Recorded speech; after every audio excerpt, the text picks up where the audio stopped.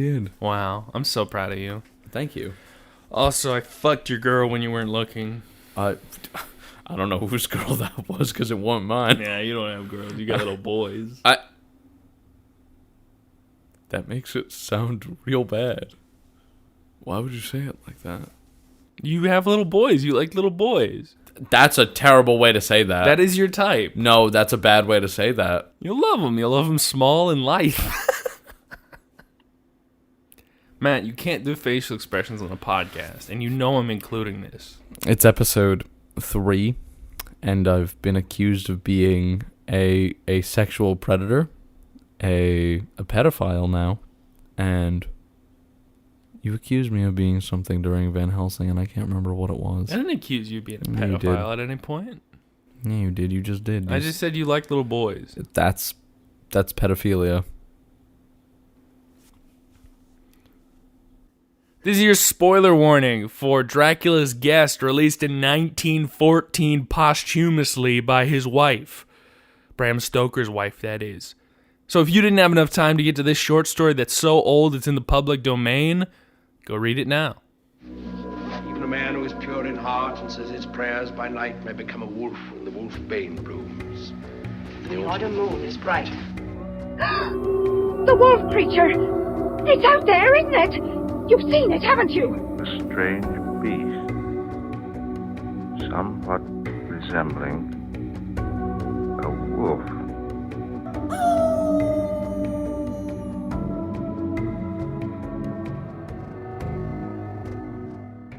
Welcome back to When the Wolf's Bane Blooms. We are taking a bit of a sidestep from movies and all that good stuff to look at something quite a bit older. Even than our first episode, The Wolfman, we are looking at Dracula's Guest, which is a short story by Bram Stoker, released after his death by his wife, which will be in the spoiler warning.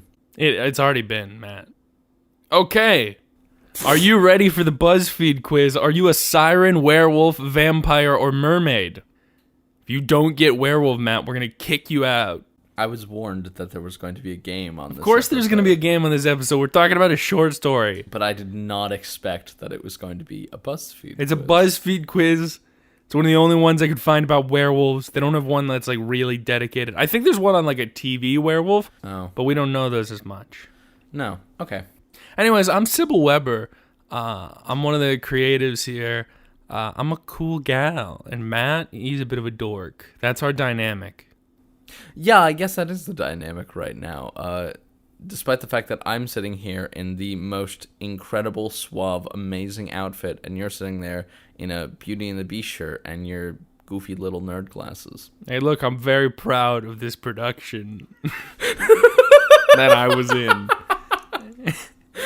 You're wearing a Jurassic Park shirt, you dinosaur-loving... I don't know what you're talking about. I'm wearing a button-down shirt right now with a sweater over the top. I look very scholarly. You are so warm. I am.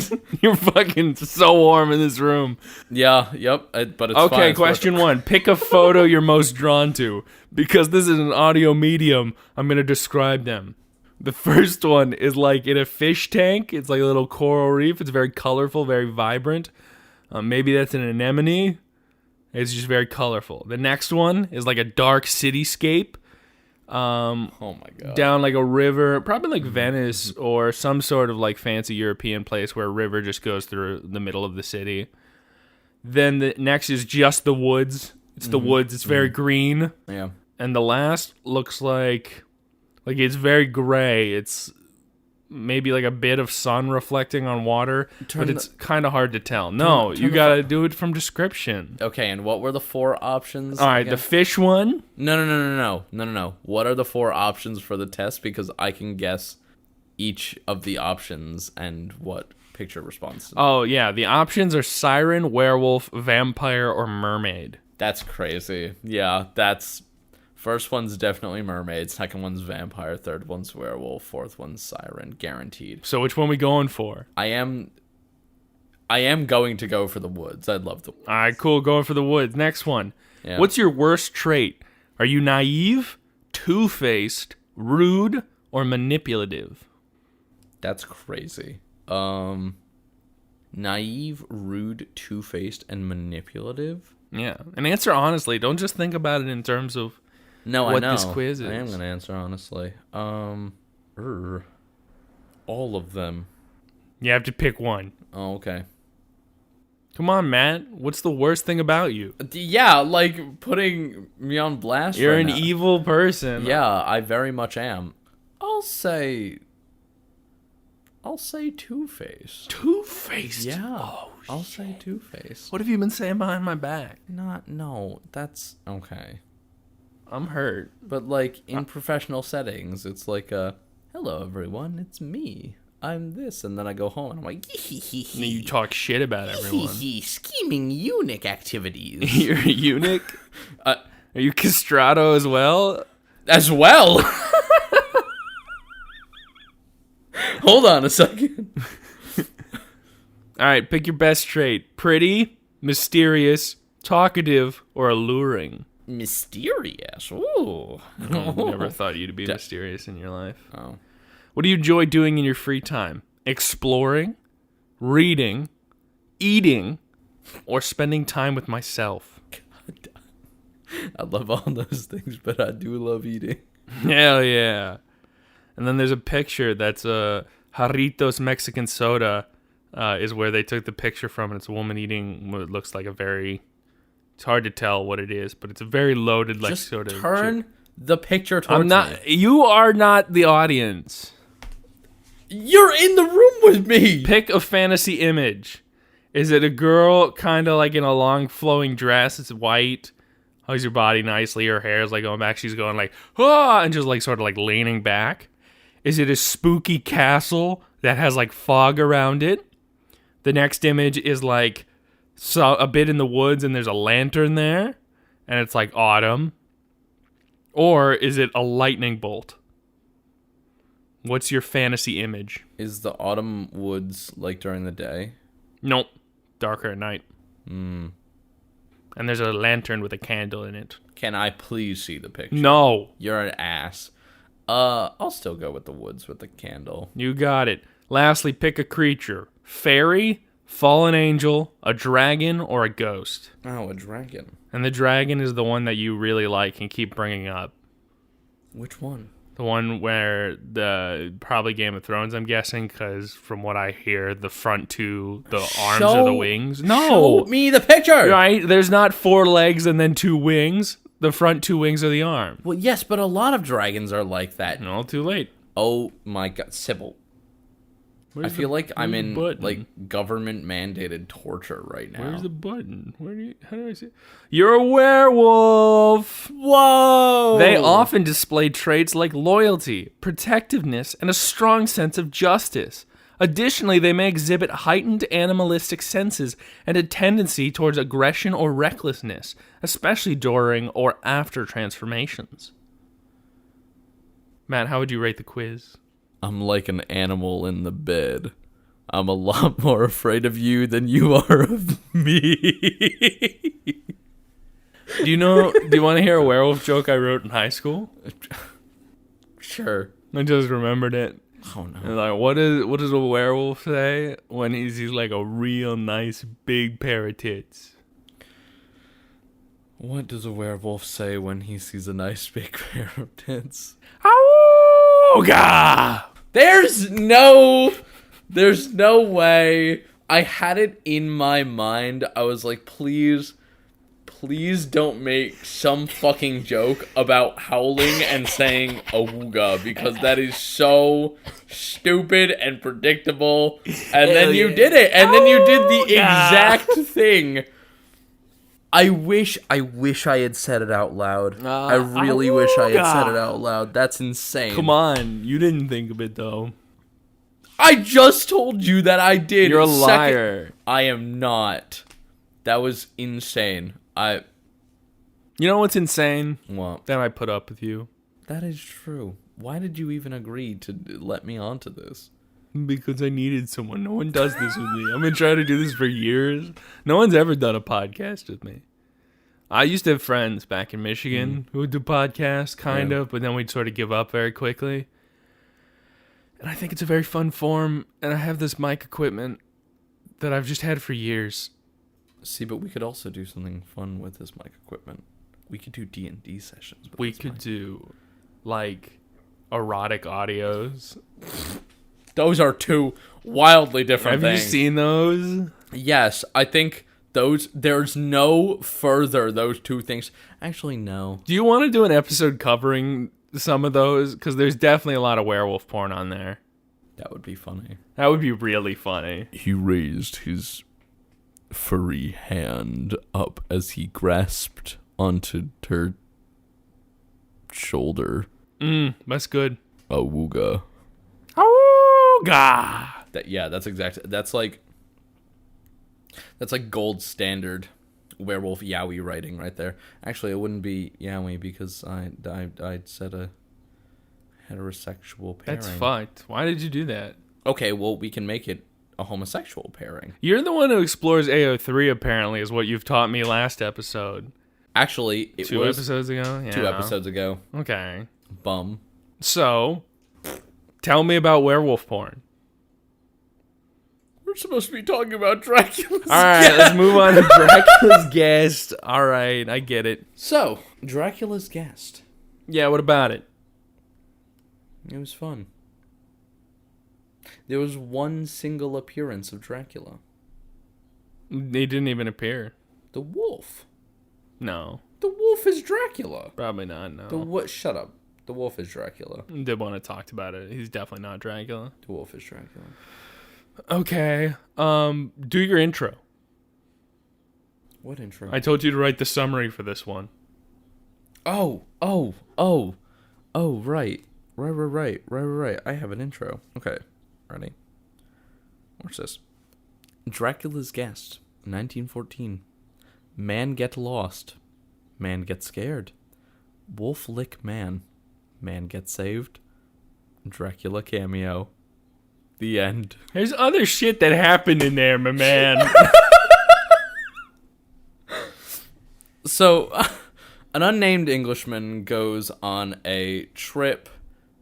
He's taking a carriage ride, and it's notable because it's on Walpurgis Night, which is a night where spookums and happenings are said to be more common. And he goes and takes a little trip. He takes a walk through the countryside, through Dracula's territory, and comes upon a crypt where he has a strange encounter, is knocked out, wakes up to this creature, this beast, this wolf licking him. And then it's shooed away as he's escorted out of there. Yeah, it's shoot away by being shot at. Yeah, it is. With sacred bullets. Mm-hmm. Here's a description of the Walpurgis Night. Oh. Whereupon he burst out into a long story in German and English, so mixed up that I could not quite understand exactly what he said. But roughly I gathered that long ago... Oh, wait, this is not Walpurgis Night. I'm a liar. No. All right. So mixed up that I could not quite understand exactly what he said. But roughly I gathered that long ago, hundreds of years, men had died there and been buried in their graves, and sounds were heard under the clay. And when the graves were opened, men and women were found rosy with life, and their mouths red with blood. And so, in haste to save their lives, aye, and their souls, and here he crossed himself, those who were left fled away to other places, wherein the living lived, and the dead were dead, and not something. He was evidently afraid to speak the last words. As he proceeded with his narration, he grew more and more excited. It seemed as his imagination had gotten hold of him, and he ended in a perfect paroxysm of fear. White-faced, perspiring, trembling and looking round him, as if expecting that some dreadful presence would manifest itself there in the bright sunshine on the open plain. Finally, in an agony of desperation, he cried, "Walpurgis Nacht!" and pointed to the carriage for me to get back in. Mm-hmm. I really like this story. It is very well written. Yeah, I like it a lot more than I like the book of Dracula. Really? Yeah. Dracula is very slow in a lot of parts. Dracula is a very slow read. What's your experience with like Bram Stoker's writing? Dracula and this. Crazy. I mean, didn't write a ton more. There's a little bio for Bram Stoker at the start of this story in the book that I have, which I should credit. This book is Terrifying Transformations, edited by Alexis Easley and Shannon Scott. It's an anthology of Victorian werewolf fiction. And Bram Stoker, I've read a ton of his works. He was not like super popular during his day. He was popular when he released Dracula, and then he sort of faded a bit. And then apparently he was like best known at the time of his death for writing a biography of Henry Irving, who's a friend of his. I believe they were more than friends. Oh, I haven't heard any of this. That's fun. I love gay people. Yeah, that's why... I do know the rumors of Bram Stoker being big old gay. And there's definitely a lot of themes in Dracula about that. Mm-hmm. I don't know enough to go into it. I saw a little snippet, and I'm not sure how true this is, but that Dracula was written to Henry Irving as like a... I like you. Hot. And also I'm gay. Hot. Yeah. I love gay people. He wrote a love letter to Walt Whitman. That's the thing I remember. It might be Walt Whitman then. I'm pretty sure it is Henry Irving. Yeah, I mean, I have no this idea. is a separate thing I'm saying. I wish somebody would write like a vampire book to me. Don't look at me like that. I'm not going to do it. I'm not. No, I You know, I've started writing. I say with a glisten in my eye. I just wish someone would write a vampire book to me. Yeah, I really wish somebody would just write a homoerotic vampire book to me and leave it on my doorstep. As I slowly turn my vampire book that I was writing a while back is super, super gay, super good time. I just never got around to finishing it, but it was very, very simple, and it was just like I liked writing gay shit. You would like writing gay shit. I do love writing gay shit. I wrote a very erotic scene for that book, like on a plane one time, and I was like, I feel on like a criminal. Like I feel like nuts. Lady next to me, please don't look over. You know what's actually crazy? On this the vague adjacent topic, when we had those storms a couple weeks back, the power in my house blew out, and I had been in the middle of writing something adjacent, and so I'm like, well, I can no longer type on my computer because the power's out. My phone doesn't have enough Wi-Fi to open Google Docs or edit it, so I'm going to continue from where I was in my notebook. Oh no, I have no lights. What am I going to do? I lit 7 candles around my room and sat there writing in a journal. I felt like an 1860s erotica author. That's so good. As I that just so good. Sat there and like, yes, this will do lovely in the weekly newslet. Yes, tomorrow. I took his member inside of me, and I felt the walls of my asshole expand.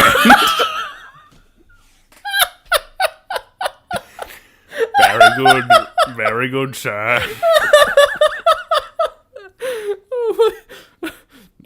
Jerry, how good chap.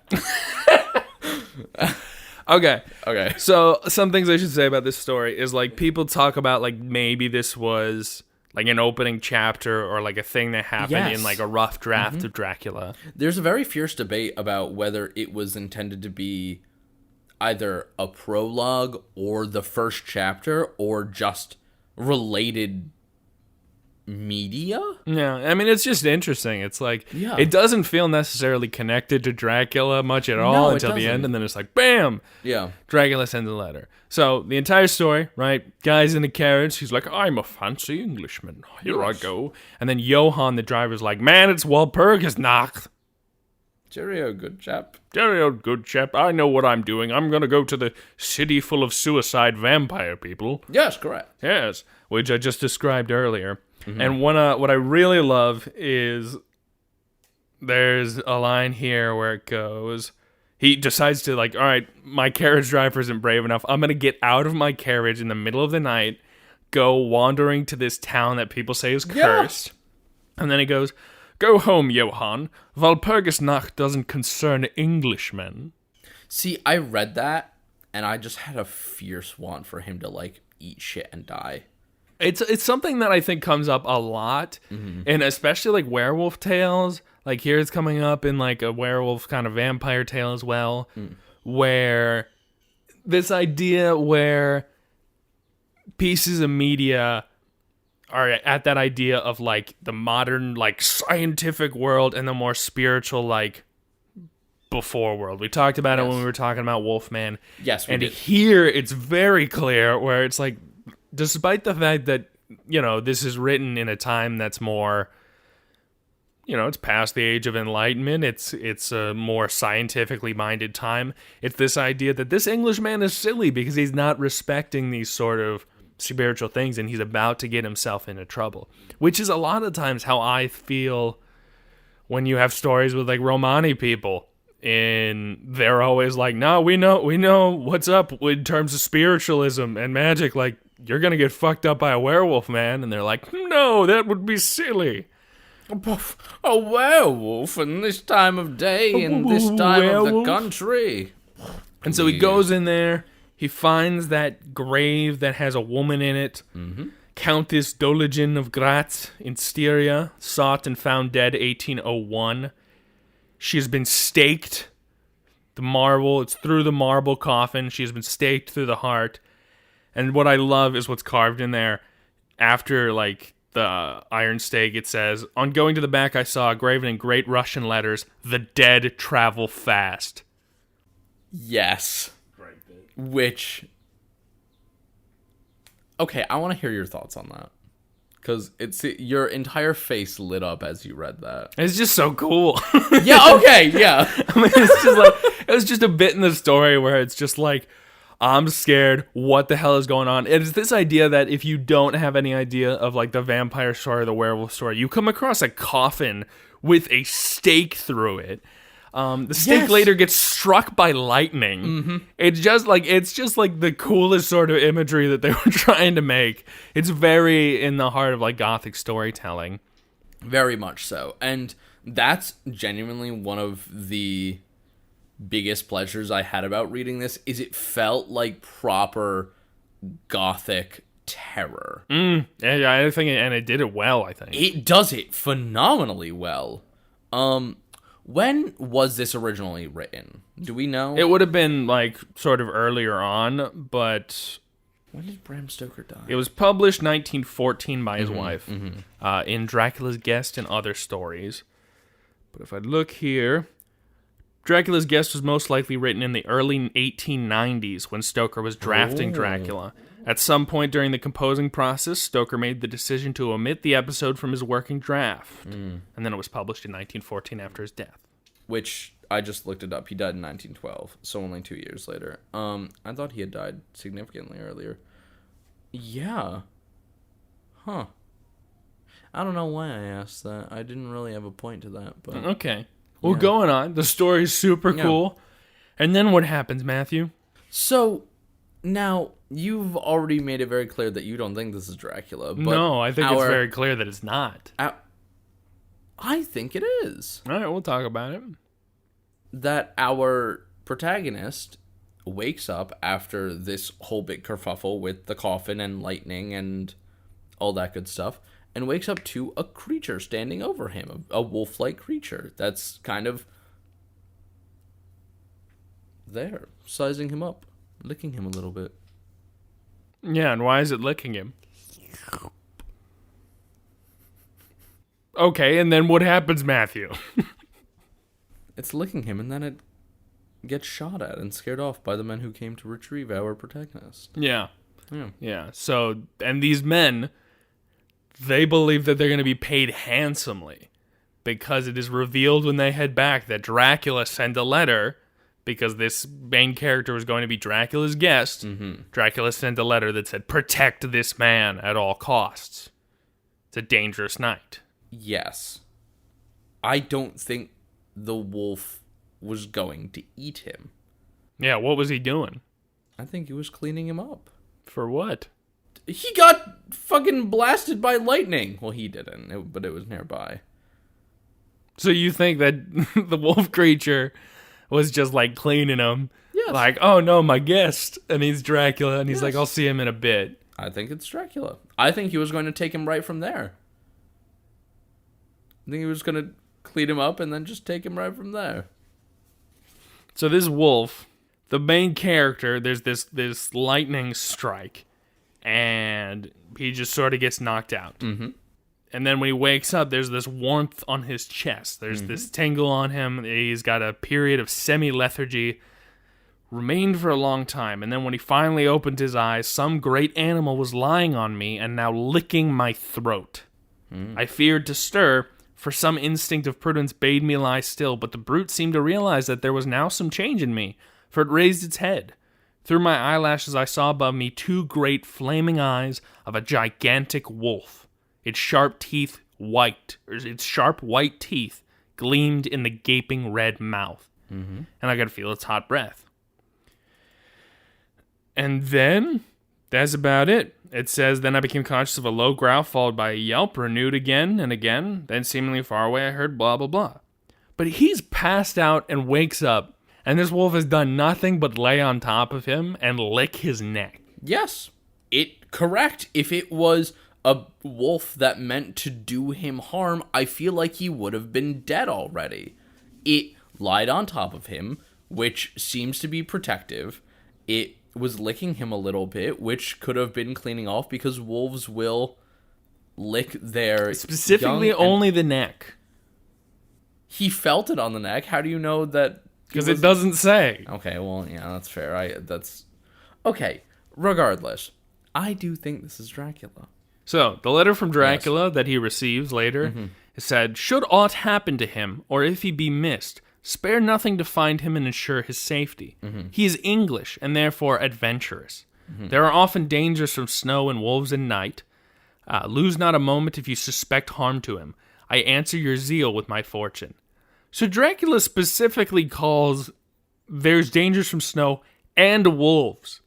Yes. He points that one of the dangers is a wolf. And you're saying the wolf is him? Yes. Why is he calling danger to himself? Because there are obviously other wolves in the woods. Come on, and you think that's coincidence? You think Dracula isn't referencing a wolf creature in the woods? Yes. Check out this line. The main character in the sort of like ending narration. Yeah. There was something so strange in all this, something so weird and impossible to imagine, that there grew on me a sense of my being in some way the sport of opposite forces. That's not just Dracula. Yeah, I didn't put much thought into There's that line. opposite forces fighting over this person, and Dracula protected him, is my big thoughts on it. Fair. I just really like when vampires turn into wolves. Look, I love when vampires turn into wolves, but I think this is a werewolf. And what I think is even cooler is this is a really old story, and this is a sort of like very classic werewolf versus vampire story, which is very weird for the time. That is true. Okay, I can see the merit in that. I think I was blinded by the fact that I really wanted it to be Dracula as a wolf, because, and we have not talked about this before on the podcast, but we have had a separate discussion that I like when vampires turn into wolves more than when vampires turn into bats. I mean, you can have them all, my man. I love them turning into bats. One of my favorite bits in Fright Night is when one of the vampires turns into wolf. And we definitely will cover that on this podcast because of my love for that movie. Oh, it's so good. It's so good. Also, there's a wolf. I love wolves. Wolf. Wolves? Wolveses? Okay. So you're wrong. Shut up. I still like the idea that that is Dracula. Why was he licking his neck? I don't know. He just was. He's cleaning it up. I mean, like, maybe it could, but I think that ending bit and that ending narration sort of goes against the point. I don't think Dracula would warn against wolves if he planned to turn into a wolf. I don't think he planned to do it. Why? What? I think he planned for this silly little guy to get to his place fine. What benefit does being a wolf in that scenario have to him? Like, he could have just been a person being like, oh, I'm Dracula, I found you in the woods. Because I feel like a big wolf creature is scarier than a person. But why is he trying to scare him? He's his guest. No. Scare other things away. That's what I'm saying. The wolf is specifically laying on top of him. If the wolf wanted to kill him or eat him or do him harm, it would have done so when he was unconscious. He is the easiest target. There are very few things easier as a target than a silly unconscious human in the woods. No defenses, totally unconscious, a free buffet of just meat. And you're telling me that thing, which you're making reference to, why was it licking his neck? As if it's like, it's sizing him up to be like, oh yes, I'm going to eat this, and yeah. Why wouldn't it have already? Why did he even get to wake up? No, it doesn't say how much time he was asleep for. It doesn't matter. An unconscious person would be dead. Murdered. Like, I'm not saying I got all the answers with regards to that. But, like, if he's being, like, if it's opposite forces fighting over him, Dracula doesn't want him dead. Maybe the werewolf doesn't want him dead either. I guess so. You know, maybe there's a reason to want this guy. Have an Englishman do your bidding.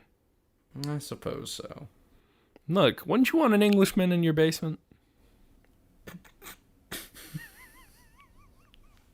That's a crazy. If you were like, just get a little Englishman in there. That's what the fuck is this Englishman? Like a Oompa Loompa from Willy Wonka? Just like, oh yeah, don't be racist. How is that racist? Oompa Loompas are crazy racist, man. What? Did you know in the original Roald Dahl book he found them from a tribe in Africa? Are you serious? Yeah. That's crazy. I did not know that. Don't be racist, man. I don't know.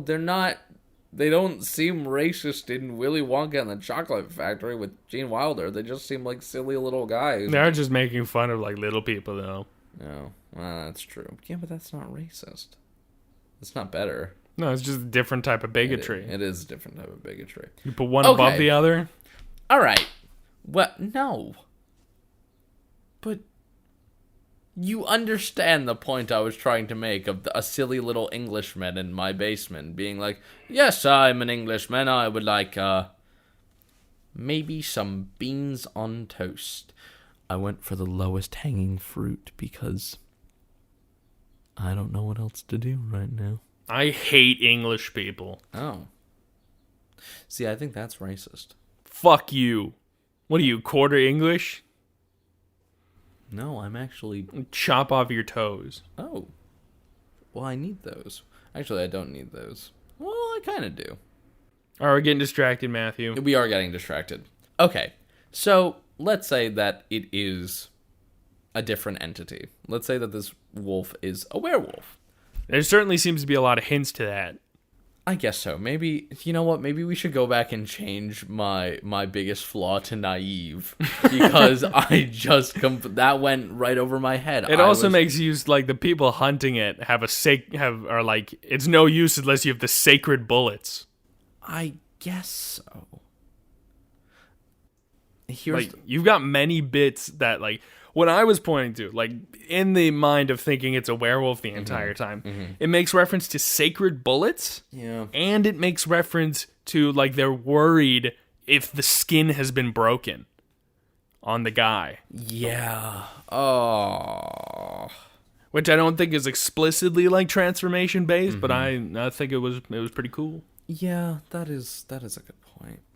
I don't know. I think I really was just blinded by the fact that I really wanted to be Dracula. It's so weird to have Dracula as just like this end bit in the story that's like just like a Deus Ex Machina. Like, don't worry, I saved you. Yes. It's like, ooh. Like, the idea that this is a prologue to Dracula, I like a lot. I think that's why I want it to be Dracula, because it feels so odd that he only shows up as a reference in a letter. And Yeah, that's it. but I mean... But, like... I think, like, the idea that it's kind of connected in a way to a larger work would really make it good. Yes. I think it also works just now that we as a whole like know the canon of Dracula. If this was published as its own standalone story and we didn't have that context of who Dracula was, it would just be a bit weird. Yes. But see, now I want more. I want more, because we don't get anything of this caliber in Dracula. You get the bride sort of attacking. You should read the Icelandic translation of Dracula translated back into English. Oh. I have listened to that. There's a foreword by Dacre Stoker, the like grandson of Bram Stoker. Yes. And it's full on. Do you know the story behind that? No, I don't. So I think it was published as like the Power of Darkness or something. But what it is for a long time when Dracula was translated into Icelandic, the person who did the translation just made up stuff. Oh, fun. Like just added stuff, changed the story, and made it a lot more like intense, and no one noticed because it was in Icelandic. Yeah. And like a bunch of Icelandic people, I guess, like, they didn't compare. There weren't a lot of translators. But it was many years before people were like, this is a different book. It's a lot like more erotic. It's a lot like more violent. Interesting. It's pretty fun. Dracula's a lot more intense towards the end of it. And some people believe that it was like a different draft of Dracula that he had. But a lot of people are just like, nah, this Icelandic dude just like added That's so funny. bits to the story. Okay, yeah, no, I'll put that on my reading list. I've read a lot sort of in this vein. The short stories of Ray Russell. He's a writer around this time. He did a lot of stories for like Playboy. Ray Russell. Playboy used to publish like a lot of short stories. Really? And so like a lot of famous like genre writers got their start there. Ray Bradbury was like famously like very early in the magazine. I remember there was sort of an interview with him that I watched where like he talks about like helping with his stories, getting that magazine going a little bit. And so he was like, so every man alive owes me $1. That's... Because I helped that magazine get started. Yeah. Playboy used to publish a lot. I mean, I don't know if they still do. I don't purchase Playboy.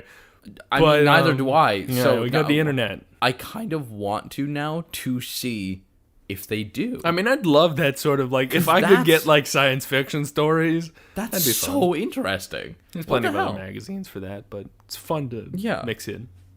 So Ray Russell wrote a lot of really cool stories. I read a collection of his called like Haunted Castles that Penguin put together. I've also read quite a bit of Bram Stoker. He's got 2 other major novels that I can think of, and that's The Jewel of the Seven Stars, which is a mummy story. They're really just like Egyptian mythology related. There's I can't even remember like a moment with like a mummy in it.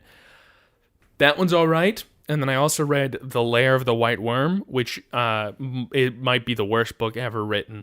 It's fucking terrible. It's so bad. It's racist. That's so... it's so boring. Oh, fun. It's so boring. And there's a movie adaptation that I am quite fond of. It's very silly and fun. But that one's just a very interesting one. I presume it's better than the book. Yeah, much better. Okay. It's not racist, and it's not boring. Okay, there we go. Immediately, significantly better. Right. And it's got a young Peter Capaldi in it. What does it? Sexy. Well, that's fun. Sexy boy. It's also got Hugo Weaving. That is also fun. That's 2 heavy hitters right there. Peter Capaldi. Wait, I'm mixed up. I'm sorry. Not Hugo Weaving, Hugh Grant. Oh, okay. Same vein. Like, same statement still stands.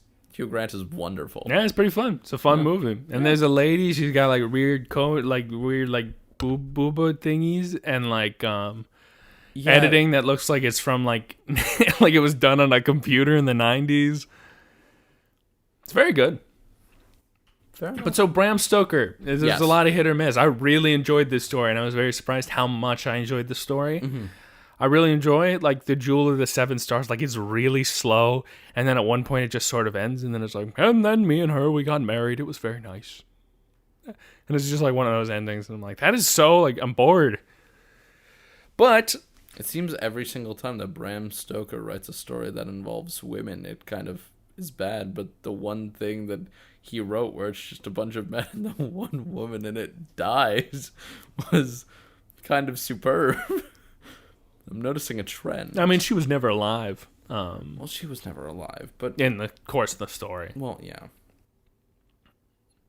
Why did it get struck by lightning? Like, there was so much in this story where I was just like, what is happening? This is so cool, so many vibes, but boy, is that... I think it kind of Intense. just rides on the idea of its Walpurgis Night, and it's, oh, mysterious things will happen, so I can do basically anything. Which, Walpurgis Night is such a sort of crazy concept. Like, I haven't heard of it before this. Like, I'm surprised that it's not more prevalent as like, ooh, this is a spooky night in stories. It sounds familiar to me. I did have to go back and like look it up and do a little bit of research on it, but like it sounds familiar. Like I feel like I've heard it before in conversation.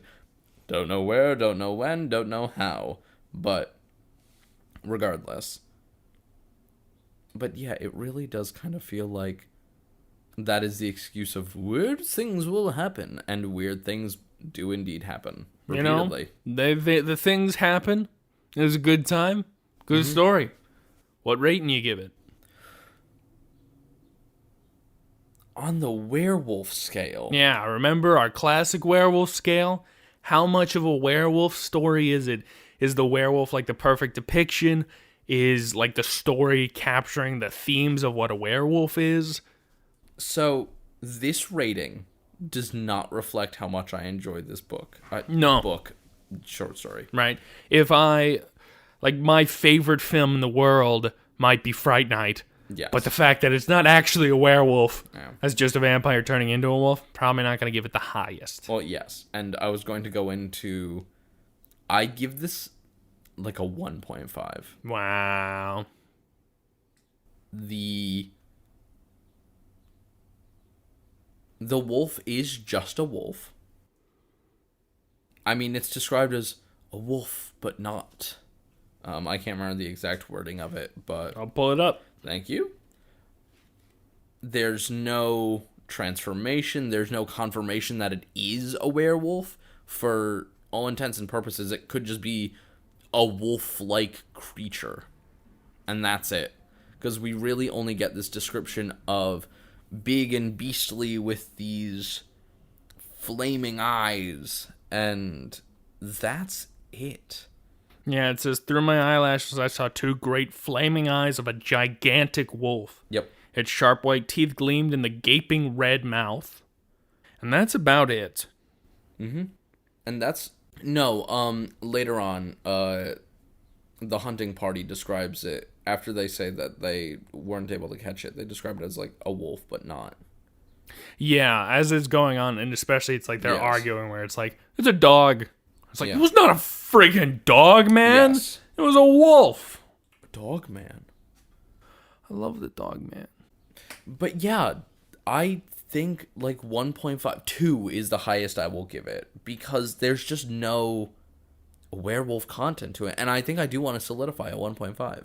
All right, great. I would say, like, so many of the other stories that we've been seeing deal with the kind of werewolf story from the werewolf's perspective, in which it's not about, like, how threatening these creatures are. It's about that struggle of transforming into the wolf. But I think there's also a lot of werewolf tales where it's not even, like, when we get to she-wolf tales, where it's not necessarily, oh, I'm cursed to become a wolf. It's like, maybe my true form was this evil wolf, and I can transform and, like, hide as a human. And I think this story does a really good job of, like, creating the fear surrounding a werewolf. I do disagree. And maybe that's because I am a naive little idiot, because if I woke up and I had this big old thing, like, just sitting on me, I feel like I'd be comfy. You're an idiot. If you woke up in the middle of the woods and a wolf was on top of you... Yeah. But it says the wolf is sitting there calmly. He's just sitting on me. It's described as a warm weight. Yeah, it's like if you woke up and a bear was sitting on you. I'd be comfy. No, you would not. Yes, I you would. Fucking idiot. Are you kidding me right now? It's extremely friend-shaped. Take a second and think. Have you ever been in the woods before? Yes. Animals are dangerous, man. Not all of animals are just a pet. I'm very aware of this. You would die. Like, that's the most terrifying thing, to wake up and a wolf is just sort of like playing with you. Because the second you get up and move, it will kill you. Right? In this story, it's a conscious wolf. But I feel like if it hasn't killed me already... That's not true. No. It's the same thing with bears. It's like... Okay, well, that is true. Play dead. Like, are you an idiot? No. You don't play dead. You make your arms big and you scare them off. No, that's with black grizzlies. Bears. That's grizzlies. You black bears, you make yourself big. Yes. Grizzlies, you go play dead. Yes. Well, yeah, that's what I just said. Black bears, you make yourself bigger. Yes, Grizzlies, unless you have a larger group of people, because a large group of people can scare away a grizzly bear by doing the be big and loud. But if it's just you trying to be big and loud, that grizzly is going to body you. All right. Anyways, so you think you laying on the ground is all good with a werewolf on top of you? Yeah. You're an idiot. I'd be very comfortable. There's a big old werewolf. Yeah, because you'd be fucking it, wouldn't you, you fucking freak? Scratching by in the air. Maybe I have like some beef jerky in my pocket. I'll be like, hey, here you go. Yeah, I didn't experience any terror from this. I was like, yeah, I'd love to be in that situation. Big old werewolf, kind of just like... It does a wonderful job of creating the ambiance of Walpurgis Night. It talks about like the really cool imagery. It talks about the howling of the wind just sort of attacking him to the point where he's just been knocked unconscious. It creates vibes in a very wonderful, spooky, gothic way. And yeah, it's a bit odd with the like wolf being on top of him. But there's a lot of good to this story, and the idea that like the wolf is going after him, and it's not. If it wasn't for Dracula's letter, he'd be dead. That makes it a pretty fun story. I'm gonna go. We don't get a great description of the wolf, which is odd. He does a lot more description of the trees. Yeah, that's another reason why I have my rating so low. Is the wolf kind of just shows up. And that's it. He does show up. And that's kind of but it. We've got the sacred bullet. We get the fearing of like broken skin. I'm gonna go 2.5. Okay. I could be convinced to bring it up to a 2. But I will not go higher than that. No, which one you doing? Because I'm not putting any effort into convincing you. You pick what you want. Yeah, I know. I'm double thinking. You're not hurting my feelings. You might hurt Bram's. Poor Brammy. I will say 2. Yeah. I'll say 2 for the fact that I did neglect to think about like the broken skin and the sacred bullets. And also, come on. You're saying if you woke up and there was a werewolf kind of just like... You ever had a dog... Like you're sitting on the couch and a dog lays its head... It's different from a dog, man. It's a real big dog. It'd be even more comfy. It's a wolf. It would be crushing you. And it has teeth that could kill you in a second. Dogs have teeth that can kill you in a second. No, they can't. Yeah, yes, they absolutely do. Yeah. So you want to argue that wolves and bears are dangerous, but you don't want to argue that dogs are Dogs aren't that dangerous. Dogs are absolutely dangerous. They're a bit dangerous, but they're not a wolf dangerous. That is true. Well, they can be. Some dogs can be. Yeah, maybe. You ever seen the film White Dog? I haven't. It's a messed up film. It's about a white dog that's... Really? Sorry. I'm leaving. Get out of here. Film's about a dog who has been probably like beaten and attacked since it was youth to attack black people. Oh my god. And this girl, like, adopts this dog. Oh And my it's like, god. what the hell is happening? It keeps murdering black people. And, like, it's this thing of, like, really trying to retrain this dog. And it's a really sort of intense story. It's a very interesting film. Recommend checking it out. But that's basically all we got for today. This is Dracula's Guest, the 1914 story. Very fun. We got a 2.5 rating, and we got a 2, I guess. 2. All right. I feel comfortable with that. To close it off, name your top 5 favorite gothic horror writers. Bram Stoker. That's good. Mary Shelley. That's good. Are you going 5 to 1 or 1 to 5? I'm not listing them in any particular order. These are just 5. Does Poe count? Poe counts. Yeah. I'll say Poe counts. Does Verne count? I don't think that's Jules horror. Verne? Yeah, I think that's more sci-fi horror, not gothic horror. What about Horace Walpole? the hell is that? He's the guy who wrote the first gothic horror novel, The Castle of Otranto.